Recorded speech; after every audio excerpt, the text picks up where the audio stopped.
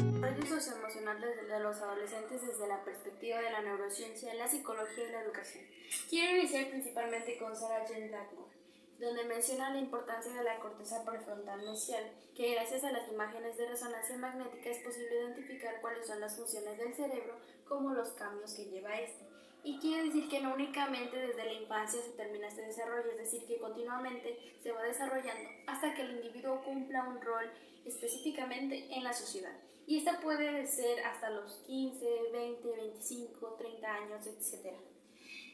Y hablando de la corteza prefrontal mesial, este cumple un aporte muy importante dentro de nuestro cerebro, es decir, nos permite interactuar con las demás sociedades, así también como planificar qué haremos el día de hoy, el día de mañana, pasado mañana, etc.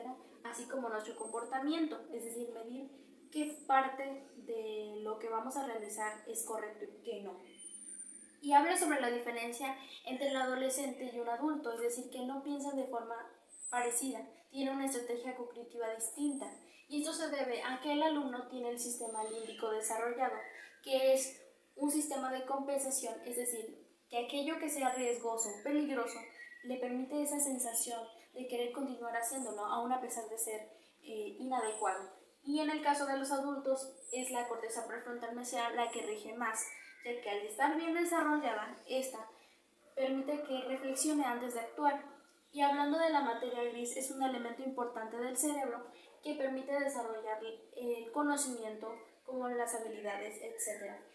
Y de acuerdo a la sinapsis, esta tiene como una podación, es un ejemplo queriendo referirme al pasto, es decir, que únicamente se deja aquello que sirve o es importante para el cerebro.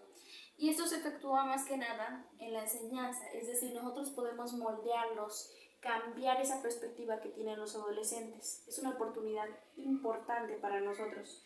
Y otro punto importante es la personalidad y la identidad, en donde gracias a Susan Harter menciona diferentes autores, en donde recalca los factores que intervienen dentro de nuestra identidad personal, que es las amistades y los padres. Es decir, hay un conflicto entre ambos, debido a que los padres no aceptan lo que es la cultura de las amistades y nos modifica nuestra identidad personal. De acuerdo a Erickson, existen tres tipos de padres, que son los democráticos, el permisivo y el autocrático. Los democráticos son aquellos que nos permiten tener la oportunidad de opinar aquello que nos resulta correcto y nos brindan apoyo. El permisivo es aquel que nos deja el libre albedrío y por ende, al no brindarnos información, no logramos una identidad personal tomando en cuenta más a los roles de la sociedad. El autocrático se refiere más que nada a aquel que rige demasiado nuestro comportamiento, es decir, que controla básicamente a la persona y esto permite que haya una estabilidad dentro de la identidad personal, es decir, que no sabemos si ser o no ser.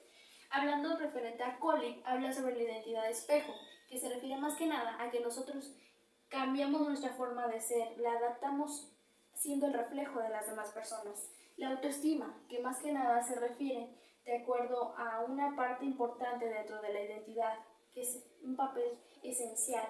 Y refiriéndonos al siglo XIX, entre hombres y mujeres existía una diferencia, es decir, la alta era para los hombres, ya que ellos, a pesar de cuántas consecuencias había dentro de la sociedad, ellos lograban sus metas y propósitos.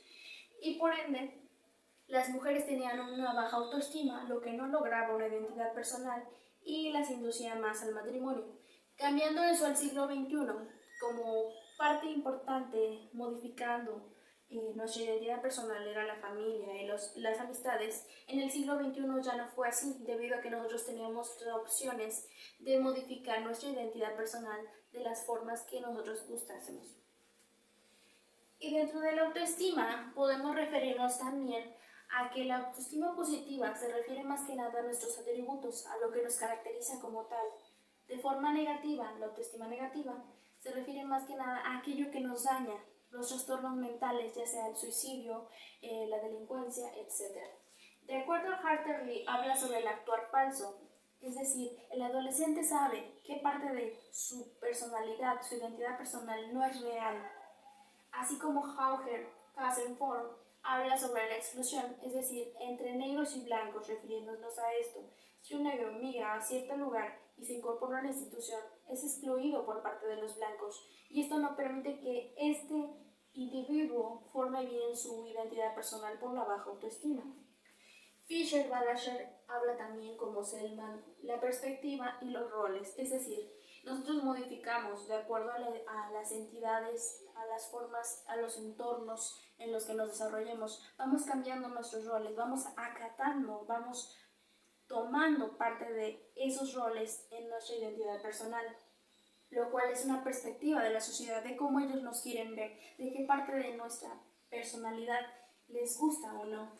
Y hablando de Marcus, habla sobre la posible personalidad, es decir, cómo podemos lograr esto. Es de acuerdo en la enseñanza a los atributos, en qué somos buenos, qué nos caracteriza como tal, así también como los objetivos futuros, qué pretendemos lograr. Y de acuerdo a Damon Hart habla sobre la comparación, es decir, que al ser diferentes en los diferentes contextos, es decir, no somos iguales con nuestros amigos, con nuestros padres, al no tener esto, nosotros podemos evaluar, es una oportunidad de modificar aquello que no es real en nosotros y que no nos gusta.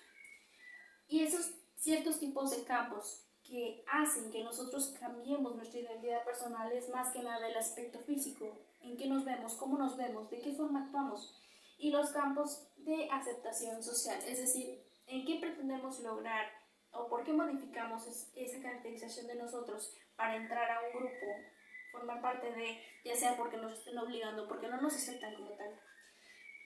Y esto sería todo. Creo que parte de la enseñanza se debe incorporar